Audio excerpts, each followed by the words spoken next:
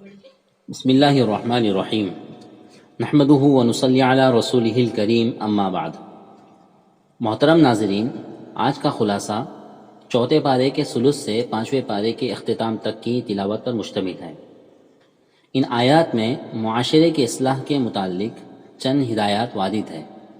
Number 1، سب سے پہلی بات یہ ہے کہ غلط کمائی سے اور ظلماً مال حاصل کرنے سے روکا گیا۔ مثلا یتیم کا مال جو تمہارے پاس امانت ہو اس کو پورا واپس کر دو، اور ان یتیموں کے پاک اور عمدہ مالوں کو اپنے گندے اور گھٹیا مالوں سے مت بدلو۔ نمبر 2، دوسری ہدایت یہ دی گئی کہ 1 سے زائد 4 عورتوں تک شادی کی اجازت ہے، لیکن اگر تم بیویوں کے ساتھ انصاف نہ کر سکو تو پھر ایک بیوی پر ہی اکتفا کرو اور بیویوں کے مہر خوش دلی سے ادا کرو۔ ترکے میں مرد اور عورت کے حصے مقرر فرمائے اور قرض کی ادائیگی کو مقدم ٹھہرایا۔ نمبر 3، معاشرے کو بدکاری اور زناکاری سے پاک رکھنے کے لیے یہ قانون خداوندی پیش فرمایا کہ زانی عورت کا جرم اگر 4 گواہوں کے ذریعے ثابت ہو جائے تو اس جرم کی پوری سزا اس پر نافذ کرنا چاہیے۔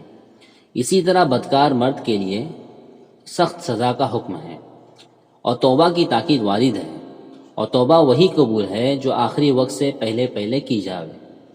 زنا یعنی بدکاری کا جرم ثابت ہونے کے لیے شہادتوں کو لازمی قرار دیا، اور جرم ثابت ہونے پر بدکار عورت اور بدکار مرد کے لیے سخت سزا کا حکم ہوا۔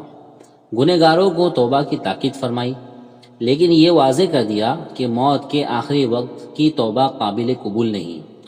اس کے بعد ان رشتوں کی تفصیل ہے جن میں نکاح ناجائز ہے۔ نمبر 4، اس کے بعد نکاح اور مہر کے متعلق بعض احکام کا بیان ہے۔ کن عورتوں سے نکاح صحیح ہے اور کون سی عورتیں حرام ہے، ان کی تفصیل مذکور ہے۔ مہر کی مقررہ رقم میں شادی کے بعد زوجین کی رضامندی سے کمی بیشی ہو سکتی ہے۔ تجارت میں باہمی رضامندی سے مناسب نفع لینا جائز ہے، لیکن ظلم اور ہیرا پھیری مطلقاً ناجائز ہے، جس کی سزا جہنم ہے، کیونکہ یہ ایک بڑا گناہ ہے۔ کبیرہ گناہوں سے آدمی بچتا رہے اور نیک کام کرتا رہے تو اس کی برکت سے صغیرہ گناہ معاف کر دیے جاتے ہیں۔ عورتیں اگر نافرمان اور قابو سے باہر ہو تو ان کو سزا دی جا سکتی ہے، لیکن سزا دینے کا بہانہ تلاش کرنا سخت گناہ ہے۔ زوجین کے درمیان اگر سخت ناراضگی ہو جائے اور باہم فیصلہ نہ ہو سکے تو ثالث یعنی تیسرا شخص مقرر کر لینا چاہیے۔ بخیل اور ناشکرے لوگوں کے لیے ذلت کا عذاب ہے۔ ناپاکی اور نشے کی حالت میں نماز ناجائز ہے اور سخت گناہ۔ پانی میسر نہ ہونے کی صورت میں غسل اور وضو کے لیے تیمم جائز ہے۔ مسلمانوں کو امانتیں واپس کرنے اور انصاف کرنے اور خیانت نہ کرنے کی تلقین فرمائی گئی۔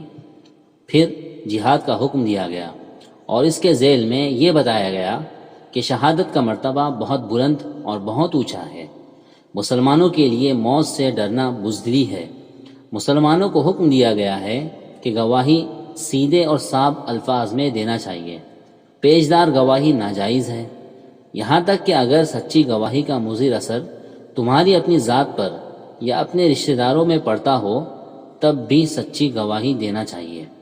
ارشاد باری ہے کہ شرک ہرگز معاف نہیں کیا جائے گا، گو اور لغزشیں اس کی رحمت سے معاف ہو سکتی ہیں۔